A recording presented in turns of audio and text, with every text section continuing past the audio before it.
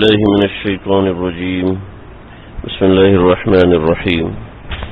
الف لام را تلك آيات الكتاب الحكيم هدى ورحمة للمحسنين الذين يقيمون الصلاة ويؤتون الزكاة وهم بالآخرة هم يوقنون أولئك على هدى من ربهم وأولئك هم المفلحون. سورہ لقمان، یہ سورہ قرآن مجید کی وہ سورت ہے جو مکے میں نازل ہوئی اور اس کی آخری 3 آیات مدینے میں نازل ہوئی ہیں، بقیہ 31 آیات مکے میں نازل ہوئی ہیں. اور یہ سورت ایک لحاظ سے اسلام کی تشہیر یعنی اسلام کی مارکیٹنگ کے لیے اللہ رب العزت نے نازل فرمائی. بات یہ تھی کہ کفار اپنے کفر کی تشہیر کرنا شروع کر چکے تھے.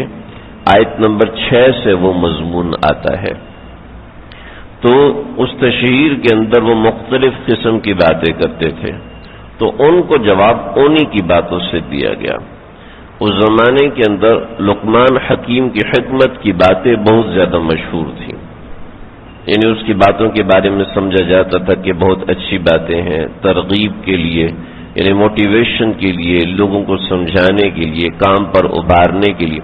ہر زمانے میں اس کی ضرورت ہوتی ہے، ہر جگہ پہ اس کی ضرورت ہوتی ہے. کوئی بھی اچھی آرگنائزیشن سے چلنا چاہتا ہے تو وہ موٹیویشن بہت ضروری ہے، اس کے بغیر ہو نہیں سکتا. چنانچہ دین میں بھی موٹیویشن ہے، فضائل کی ترغیب قرآن و حدیث میں بڑی تفصیل کے ساتھ آتی ہے. تو لقمان حکیم جو تھے ان کی باتیں عرب میں بہت مشہور تھیں کہ ان کی باتیں حکمت سے بھری ہوئی ہیں اور ان کی نصیحتیں بہت اعلیٰ ہیں. اس کے ساتھ وہ اپنی اولادوں کو نصیحت کرتے تھے کہ ملت ابراہیمی پر قائم رہنا، یعنی وہ جو کفر کرتے تھے، شرک کرتے تھے، اس کو ملت ابراہیمی سمجھتے تھے اور اسی کو ملت ابراہیمی کہتے تھے. تو اپنی اولاد سے کہتے تھے کہ اس ملت ابراہیمی پر جم کے رہنا، جو محمد صلی اللہ علیہ وسلم لے کر آئے ہیں اس کے پیچھے نہیں چلنا. اس کے ساتھ یہ لقمان حکیم کا ذکر بھی کر. تو لقمان حکیم یہ سوڈان کے تھے اور ایک بڑی لمبی انہوں نے عمر پائی ہے، اور حضرت داؤد علیہ السلام کا زمانہ ان کو ملا. حضرت ایوب علیہ السلام کے بھتیجے تھے، بھانجے تھے، یا حضرت ایوب علیہ السلام کے خالہ کے بیٹے تھے. کوئی ایسا ہی رشتہ ان کا حضرت ایوب سے تھا. اور حضرت ایوب اور حضرت داؤد کے درمیان کافی لمبا فاصلہ ہے، تقریباً 100 سال سے اوپر کا. تو حضرت ایوب علیہ السلام کا زمانہ پایا اور اس کے ساتھ حضرت داؤد علیہ السلام کا زمانہ بھی پایا. اجماع ہے اس کے اوپر فقہا کا اور طبقہ علماء کا اور مورخین کا کہ حضرت لقمان یہ حکیم اور دانا آدمی تھے، بڑے زیرک و سمجھدار تھے، اور ان کی عقل مندی کی سینکڑوں کہاوتیں بڑی مشہور تھیں. اور اس کے ساتھ صرف حضرت اکرمہ رضی اللہ تعالیٰ عنہ ان کا ایک قول ہے کہ حضرت لقمان پیغمبر تھے، لیکن وہ قول بھی ضعیف ہے، کوئی اتنا مضبوط بات نہیں ہے. تو حضرت لقمان علیہ السلام کی باتیں اللہ رب العزت نے سورت میں ذکر کی ہیں کہ جس کو تم اپنا بڑا سمجھتے تھے نا، تو وہ بھی ایسا ہے کہ وہ باتیں کرتا تھا جو محمد رسول اللہ صلی اللہ علیہ وسلم کیا کرتے تھے. کتابوں میں لکھا ہے کہ ایک زمانے میں یہ غلام تھے حضرت لقمان. تو ان کے مالک نے ان سے کہا کہ بھئی ایسا کرو کہ آج بہترین گوشت کا سالن بناؤ، اور گوشت کا وہ ٹکڑا منتخب کرنا جو جسم میں سب سے زیادہ اچھا ہوتا ہے، جیسے ہم کہتے ہیں اچھا گوشت لے کر آنا. چنانچہ حضرت لقمان گئے اور انہوں نے بکرے کی زبان پکائی اور پکا کے مالک کو پیش کی، اور مالک نے اس کو کھایا. پھر کچھ عرصے کے بعد کہنے لگے کہ جو جانور میں سب سے برا گوشت ہے وہ پکاؤ. چنانچہ پھر گئے اور زبان خریدی اور وہی پکائی. تو مالک حیران رہ گیا، سمجھتا تھا کہ میرا یہ غلام بہت ہی ذہین ہے، بہت ہی زیرک اور سمجھدار ہے. تو کہا بھی یہ کیا بات ہوئی؟ تو کہنے لگے کہ آقا بات یہ ہے کہ اگر زبان اچھی ہے تو اس سے بڑا کوئی نہیں، اس سے اچھا کوئی نہیں، اور اگر زبان بری ہے تو اس سے برا جسم کا ٹکڑا کوئی نہیں ہو سکتا، کہ اولاد بھی باپ کی زندگی میں دعائیں کرتی ہے کہ بڈھا مر جائے، ہماری زندگی عذاب کی ہوئی ہے اس نے۔ اور میں ایک اپنے دوست عالم دین سے ایک بار ملنے کے لیے، قریب میں مسجد ہے ان کی، میں وہاں پر گیا تو ایک صاحب کا انتقال ہوا تھا، تو بھائی نے ان کی جنازہ پڑھائی، اور جنازہ پڑھانے کے بعد دیکھا کہ کون اٹھانے کے لیے آئے گا، تو 2 بیٹے تھے اور 2 مزدور تھے، 2 بیٹے اور 2 مزدور بلائے تھے کہ محلے والے کہنے لگے یہ بندہ بہت بد اخلاق تھا، ہم اس کے جنازے میں بھی اس لیے شریک ہوئے کہ مسجد میں ہوا ہے، ورنہ ہم جنازے میں بھی، جنازہ سامنے تھا چھوڑ کے جاتے ہوئے اچھا نہیں لگتا، اس بندے نے کسی کے ساتھ اچھا ہی نہیں کیا، بہت گندا تھا زبان کا، بہت ہی گندا تھا زبان کا، کہ زبان دل پہ بھی بٹھا دیتی ہے اور زبان دل سے گرا بھی دیتی ہے، اپنی اولاد قدر نہیں کرتی اگر زبان گندی ہوتی ہے۔ تو لقمان حکیم نے ایک ہی بات کے اندر دونوں باتیں سمجھا دی کہ سب سے اچھا جسم کا ٹکڑا زبان ہے، اور سب سے برا جسم کا ٹکڑا وہ بھی زبان ہے۔ اسی طریقے سے ایک مرتبہ یہ بادشاہ کے خاص مصاحب تھے، بڑے خاص مصاحب تھے، تو بادشاہ بڑی قدر کرتا تھا ان کی عزت اور ان کی سمجھ و فہم کی وجہ سے، تو جب بھی ان کے پاس کوئی پھل آتا تو لقمان حکیم کو کھلاتے، تو ایک مرتبہ ان کے پاس خربوزہ آیا۔ خربوزہ اگر میٹھا ہوتا ہے تو بہت میٹھا ہوتا ہے، پھیکا ہوتا ہے تو اس میں ذائقہ نہیں ہوتا، اور اگر کڑوا ہوتا ہے تو پھر وہ کھایا جانا ممکن نہیں ہوتا۔ لیکن کیا ہوا کہ ایک مرتبہ انہوں نے خربوزہ دیا تو کاش کھائی پھر کھائی، تو کہنے لگے آج تو بہت شوق سے کھا رہے ہیں، ذرا سا میں چکھ لوں۔ جب چکھی تو پتہ چلا وہ کڑوی تھی، جو کہ کھانے کے قابل نہیں ہوتا، ایسا خربوزہ بھی ہوتا ہے۔ تو کہنے لگے کہ حضرت آپ نے یہ کیا کیا؟ کہا ہمیشہ آپ کے ہاتھ سے مجھے انعام و اکرام ملے ہیں اور میں نے خوشی سے قبول کیے ہیں، آج اگر آپ کی طرف سے کوئی زحمت والی چیز مل گئی تو اس کے اوپر کیسے ناشکری کروں کہ منہ سے نکال کے پھینک دوں، یہ گوارا نہیں ہوا۔ تو بادشاہ وہیں رونا شروع ہوا، کہنے لگے یہ ہوتی ہے اصل بندگی کہ مالک کی طرف سے ہمیں نعمتیں ملتی رہتی تو ہم بڑے خوش ہوتے ہیں، لیکن جب اس کی طرف سے تھوڑی سی مصیبت آ جاتی ہے تو فوراً زبان سے کلمہ کفر نکلنے لگتا ہے، ہمارا ہی گھر ملا تھا اللہ تعالیٰ کو، ہے ہمارے اوپر مصیبتیں ڈالنی تھی۔ تو یہ لقمان حکیم کی باتیں بڑی حکمت والی، بڑی فہم و فراست والی باتیں ہوا کرتی تھیں۔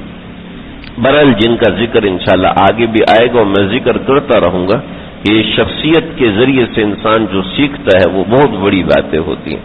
تو حضرت لقمان یہ پیغمبر نہیں تھے لیکن حکیم اور دانا قسم کے آدمی تھے، چونکہ کفار بھی ان کو مانتے تھے، تو اس وجہ سے اللہ رب العزت نے ان کا ذکر، ان کی نصائح کا یہاں پہ ذکر کیا۔ الف لام میم یہ کٹے ہوئے حروف یعنی مقطعات ہیں، ان کا معنی اللہ نے کسی کو بھی نہیں بتایا، کسی کے سامنے اس کا معنی ذکر نہیں، اللہ جانے اور اللہ کا پیغمبر جانے، اگر اللہ نے اپنے پیغمبر کو اس کا علم دیا ہو تو یہ اس کا علم کسی کے پاس نہیں۔ تلک آیات الکتاب الحکیم، یہ آیات ہیں کتاب حکیم کی، حکمت والی کتاب کی، اور اس کتاب کی خاصیت 2 ہے۔ پہلی خاصیت ہدن، یہ ہدایت ہے، اور دوسری رحمتن، یہ رحمت ہے، کس کے لیے؟ للمحسنین، نیک لوگوں کے لیے۔ ہدن اور رحمت، ہدایت ہے اور رحمت ہے۔ کہنے میں تو یہ آتا ہے بس ہدایت اور رحمت ایک ہی چیز ہوتی ہے، نہیں، ہدایت اور رحمت 2 چیزیں ہیں۔ رحمت ہوتی ہے، ہدایت ہوتی ہے، لیکن ہدایت بھی تو رحمت ہی ہے نا، اور رحمت بھی تو ہدایت ہی ہے، پھر فرق کیا ہوا؟ اس کو ذرا سمجھ لیں۔ ہدایت کیا ہوتی ہے؟ ہدایت کا تعلق عقیدے سے ہوتا ہے اور رحمت کا تعلق عمل سے ہوتا ہے۔ اگر ہم نے نماز پڑھی ہے تو یہ اللہ کی رحمت ہے، اور اگر ہم مسلمان ہیں تو ہم ہدایت پر ہیں۔ یہ دو مختلف چیزیں ہیں۔ ہدایت کا تعلق عقیدے سے ہوتا ہے، چنانچہ یہ کتاب ہمارا عقیدہ بناتی ہے، سب سے پہلے عقیدہ بناتی ہے، ورحمہ اور دوسرے نمبر پر عمل بناتی ہے۔ ایک اور بات اسی کے ساتھ، سچا اور پکا مومن محسن اس وقت بنتا ہے، یعنی سچا اور پکا مومن نیک اس وقت بنتا ہے سب سے پہلے اس کا عقیدہ ٹھیک ہونا چاہیے اور اس کے بعد اس کا عمل ٹھیک ہونا چاہیے۔ یہ دو چیزیں ہیں۔ مومن کا عقیدہ صحیح ہونا یہ شرط ہے کہ ہم کسی کو برا نہیں کہہ سکتے، نہ ہم قادیانیوں کو برا کہہ سکتے ہیں، نہ چنانچہ حضرت مولانا عبد المجید دریابادی صاحب رحمۃ اللہ علیہ انہوں نے خط لکھا حضرت تھانوی کو، حضرت یہ قادیانی بھی تو انسان ہے اور یہ لوگوں کی اتنی مدد کرتے ہیں، خدمت کرتے ہیں، اور ہمارے قبلے کی طرف ان کا رخ ہوتا ہے، لا الہ الا اللہ محمد رسول اللہ کا کلمہ یہ بھی پڑھتے، دل نہیں مانتا ان کو کافر کہنے کو۔ تو فرمایا کہ ان دل نہیں مانتا ان کو کافر کہنے کو، آپ کی بات صحیح ہے، لیکن اگر ان کو کافر نہ کہا گیا تو دوسرے سب کو کافر کہنا پڑے گا، لہذا ان کے کفر سے برات ضروری ہے، کیونکہ لا الہ الا اللہ سے تو اللہ مانتے ہیں، لیکن محمد رسول اللہ سے پرویز احمد مانتے ہیں کہ محمد سے مراد پرویز ہے، محمد سے مراد آپ صلی اللہ علیہ وسلم نہیں ہے۔ تو ناچے یہ محرف دین، جب محرف دین ہے چاہے 1000 دفعہ قبلے کی طرف رخ کرے، جب تک ہدایت نہیں ہوگی ہم اس کو 1000 کروڑ نیکیاں کرنے والا، ہم اس کو مسلمان نہیں مان سکتے۔ چنانچہ جی یہ لوگ بہت خدمت کرتے ہیں، یہ لوگ بڑی مدد کرتے ہیں، یہ لوگ ایسے کرتے ہیں، ان کے اتنے ویلفیئر، ریڈ کراس اتنا کام کرتی ہے، ریڈ کراس اتنا کام کرتی ہے، وغیرہ وغیرہ وغیرہ، یہ سب چیزیں یہ ہیں، لیکن ہم ان کو ہدایت پر نہیں مان سکتے جب تک ان کا عقیدہ نہیں۔ مسلمان اپنے عقیدے میں ریجڈ ہے اور اپنے عقیدے میں مضبوط ہونا چاہیے۔ کیسے مضبوط ہونا چاہیے؟ نہ اس میں سے کوئی چیز نکل سکتی ہے، نہ اس میں کوئی چیز داخل ہو سکتی ہے۔ چنانچہ یہ کتاب سب سے پہلے میرا اور آپ کا عقیدہ بناتی ہے۔ اگر عقیدہ مضبوط ہے تو ایمان ہے، عقیدہ مضبوط ہے تو روزے قبول ہے، عقیدہ صحیح ہے تو حج اور نماز قبول ہے، عقیدہ صحیح نہیں ہے تو اعمال کچھ بھی نہیں ہے، یہ بات جان۔ تو اس کتاب سے نمبر 1 ہدایت ملتی ہے، ہدایت مطلب عقائد درست ہوتے ہیں، لہذا قرآن کو سیکھنا ضروری ہے، قرآن کو سیکھنا لازم، سیکھنے کا مطلب ایک تلاوت آنی چاہیے، ایک اس کے معنی آنے چاہیے، پتہ چلنا چاہیے کہ اللہ کے سوا کوئی الہ نہیں، جو اللہ نے قرآن میں اتنا ایمفیسائز کیا، اتنا زیادہ بڑا چڑھا کے ہر جگہ بیان کیا ہے، آگے ہر مقام پر اللہ رب العزت نے اپنی تعریف میں چند کلمات ضرور کہے کہ میرے بندے مجھے پہچانے۔ تو ہدن یہ ہدایت ہے، ورحمہ اور عمل کا ذریعہ، عمل کو بھی بتاتی ہے، چنانچہ مسلمان کے ساتھ عمل لازم ملزوم ہے۔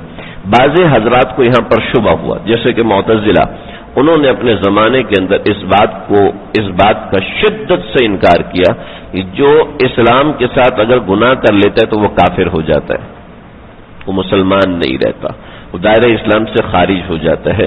تو یہ ہدی و رحمہ واو درمیان میں لایا ہے، عقیدے اور عمل میں واو ہے، یعنی عقیدے اور عمل میں عمل حکم لگانے کے اعتبار سے کچھ فاصلہ ہے، مطلب یہ ہے کہ مومن کے ساتھ ضروری ہے عمل صالح ہونا چاہیے، مومن جھوٹ نہیں بول سکتا، مومن زنا نہیں کر سکتا، مومن شراب نہیں پی سکتا، یہ پکا ٹھکا ہے، لیکن اگر پی لیا تو کافر نہیں ہوگا، اگر نماز چھوڑ دی تو کافر نہیں ہوگا، جیسے حنابلہ فرماتے اور اسی طریقے سے ایک جماعت علماء کا مسلک رہا ہے، جو جان بوجھ کر نماز چھوڑتا ہے وہ مسلمان نہیں ہے، کافر ہے۔ ایک جماعت علماء، ایک بڑی جماعت، متقدمین میں 50 علماء کی ایک جماعت رہی، حسن بصری جس کے سرغنا تھے، امام احمد بن حنبل جس کے سرپنچ یعنی بڑے تھے، کہ جو نماز نہیں پڑھتا جان بوجھ کر وہ کافر ہے، ان کا یہ عقیدہ تھا۔ چنانچہ بے نمازی کی نماز جنازہ پڑھانا جائز نہیں ہے، یہ ان حضرات کا فتویٰ ہے۔ اہل سنت والجماعت جو جمہور اہل سنت ہے ان کا یہ فتویٰ نہیں ہے، لیکن بتا رہا ہوں کہ اتنی سختی علماء نے برتی ہے بعض اعمال کے اوپر۔ لیکن برحال اصل جو مسئلہ ہے وہ یہ کہ اگر کوئی شخص گناہ کرتا ہے، جھوٹ بولتا ہے، تو وہ کافر بہرحال نہیں ہوتا، لیکن برل وہ کفر کے قریب پہنچتا ہے، کافر نہیں ہوتا. لیکن اتنی سی بات پکی ہے کہ ایمان کے ساتھ عمل صالح جڑا ہوا ہے. پورے قرآن میں سوائے ایک دو مقامات کے آپ کو ہر جگہ آمنو و عاملوا الصالحات ملے گا. ایک دو مقامات پر آپ کو آمنو واتقوا مل جائے گا، آمنو لمثوبۃ، اس طرح کے کلمات مل جائیں گے. لیکن آمنو کے ساتھ عملوا الصالحات یہ قرآن مجید میں ہر جگہ پر ہے. تو ہدن کے ساتھ رحمت ہے، یعنی عقیدہ ہے تو اس کے ساتھ اعمال بھی صحیح ہونی چاہیے. یہ کس کے لیے؟ للمحسنین، محسنین کے لیے. اور ان کے لیے تین باتیں: یقیمون الصلاۃ، نماز قائم کرتے ہیں، ویؤتون الزکاۃ، زکات دیتے ہیں، وہم بالآخرۃ ہم یوقنون، آخرت پر یقین رکھتے ہیں. بتایا کہ عمل کے دو حصے ہیں اور عقیدے کا ایک حصہ ہے. یعنی عقیدہ ایک پختہ ہونا چاہیے، عمل دو طرح کا، ایک عمل جسم کا ہوتا ہے، ایک عمل مال کا ہوتا ہے. اگلی آیت میں انشاءاللہ ذکر کروں گا. اللہ سمجھنے کی توفیق عطا فرمائے.